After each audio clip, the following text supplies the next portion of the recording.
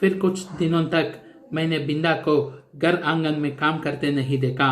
उसके घर जाने से माँ ने मुझे रोक दिया था, पर वे प्रायः कुछ अंगूर और सेब लेकर वहाँ हो आती थी। बहुत खुशामद करने पर रुकिया ने बताया कि उस घर में महारानी आई है। क्या वे मुझसे नहीं मिल सकती? पूछने पर वह मुंह में कपड़ा टोसकर हंसी रोकने लगी। जब मेरे मन का कोई समाधान ना हो सका, तब मैं एक दिन दोपहर को सबकी आंख बचाकर बिंदा के घर पहुंची। नीचे के सुनसान खंड में बिंदा अकेली एक काट पर पड़ी थी। आंखें घड़े में दस गई थी, मुख दानों से भरकर न जाने कैसे हो गया था, और मैली सी चादर के नीचे छिपा शरीर बिछोने से बिन ही नहीं जान पड़ता था। तो देखो अभी क्या कह रहे,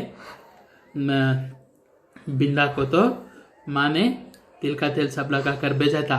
तो आगे देखो क्या कह रहे, फिर कुछ दिनों तक बिंदा को तो घर आंगन में काम करते हुए देखने को नहीं मिली। उसके घर जाने से माँ ने तो रोक दिया था, लेकिन माँ क्या है, कभी कभी वहाँ पर अंगूर और सेब ले जाकर देके आती थी। बहुत खुशामद करने पर, मतलब बहुत रिक्वेस्ट करने पर रुकिया ने बताया कि उस घर में महारानी आई है। तो मैंने पूछा कि क्या वो मुझसे मिल नहीं सकती है?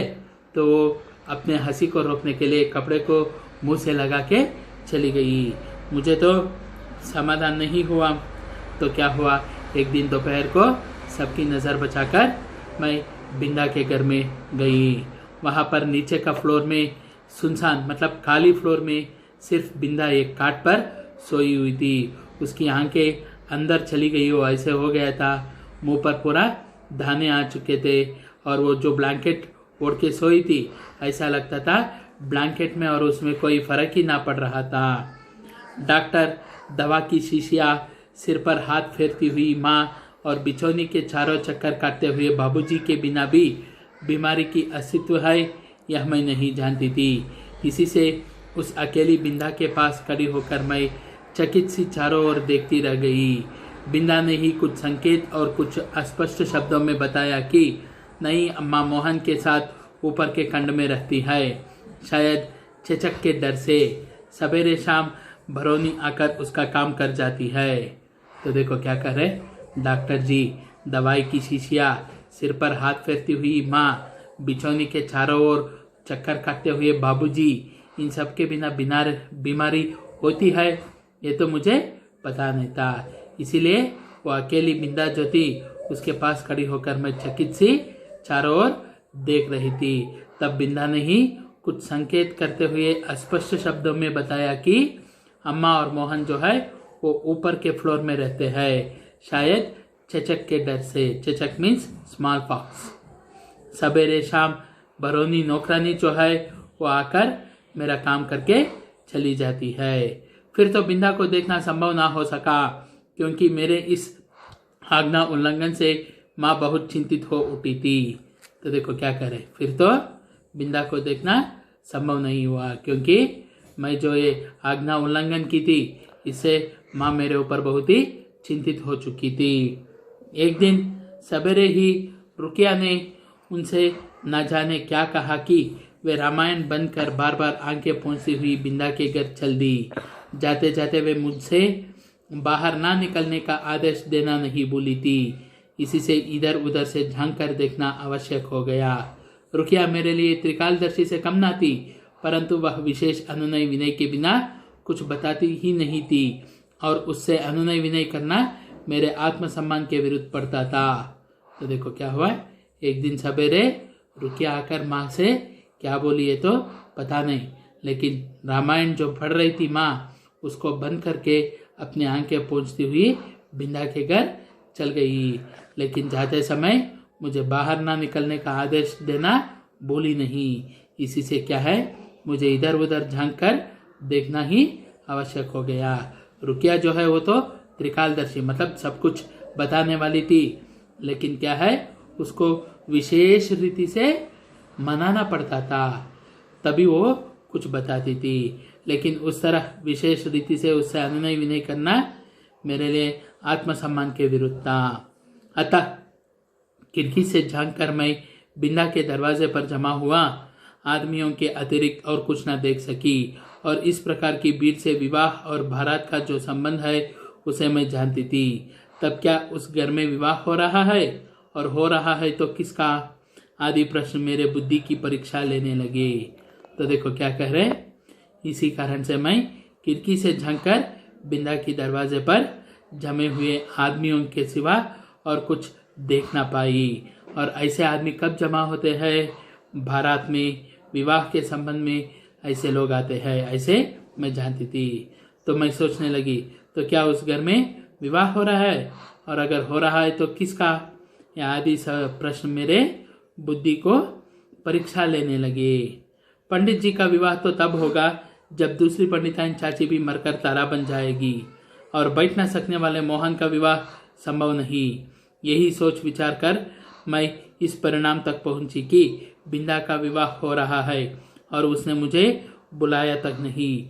इस अनुचित के अपमान से आहत मेरा मन सब गुड़ियों को साक्षी बनाकर बिंदा को किसी भी शुभ कार्य में ना बुलाने की प्रतिज्ञा करने लगी। तो देखो क्या करे, पंडित जी का विवाह तो तब संभव है जब दूसरी पंडिताइन चाची भी मर जाएगी, और अभी बैठ भी ना सकने वाला छोटा मोहन जो है उसका तो विवाह संभव नहीं है। तो क्या बिंदा का विवाह हो रहा है और उसने मुझे बुलाया तक नहीं।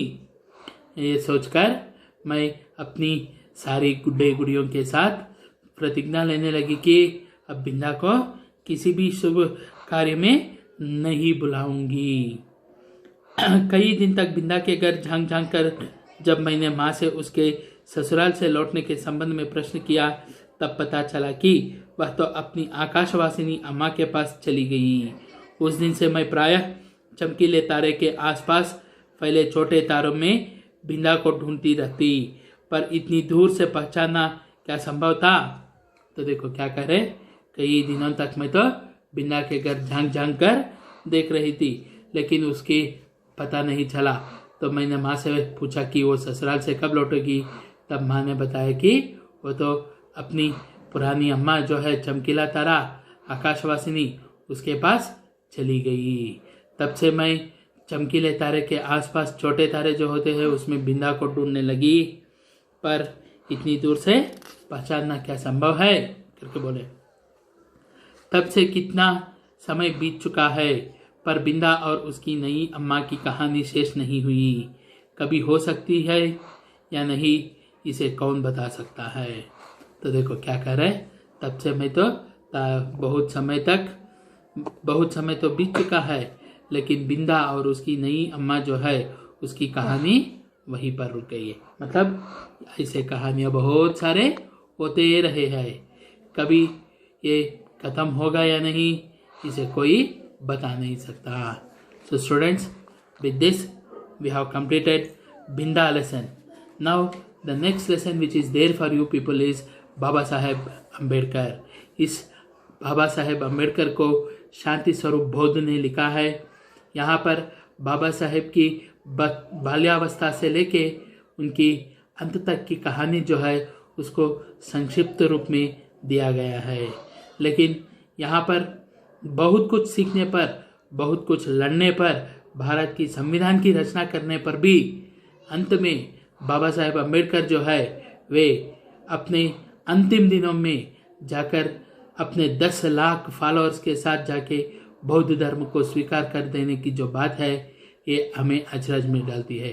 इतना सब कुछ करने पर, अपने समाज की उन्नति के लिए रिजर्वेशन सब कुछ लाने वाले अम्बेडकर अंतिम दिनों में क्यों अपने समाज को ही दूर करके बौद्ध धर्म को स्वीकार किए, एक प्रश्न सा रह जाता है। तो देखिए इन अगले क्लास से हम लोग क्या है अम्बेडकर पाठ को शुरू करेंगे।